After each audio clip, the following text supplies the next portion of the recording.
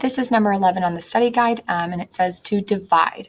It gives us the problem 996 thousandths divided by 1200. So we're dividing a decimal by a decimal.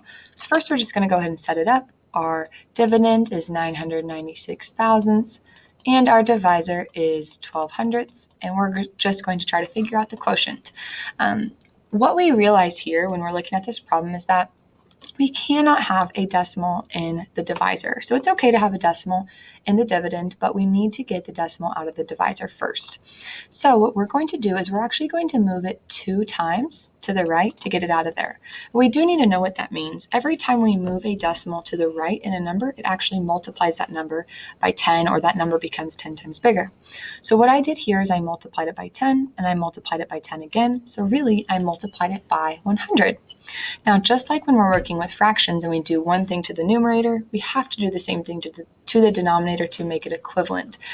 So in order to make this an equivalent expression, since I moved the divisor decimal twice, I have to also move the dividend decimal twice, or multiply that by 100 as well. So I move it once, twice, and now it's here.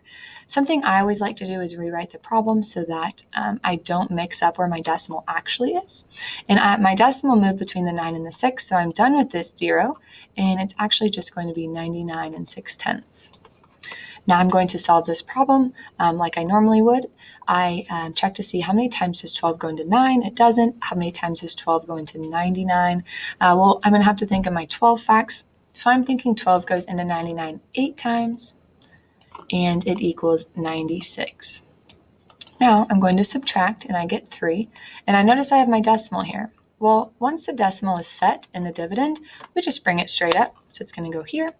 I did my subtraction, so now I just have to bring down this number, and it's now 36. So how many times does 12 go into 36?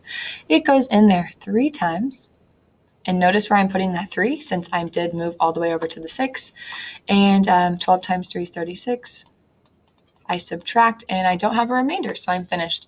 So 99 and 6/10 divided by 12 is 8 and 3/10. And that is the same as 996 thousandths divided by 12 hundredths is also 8 and 3/10.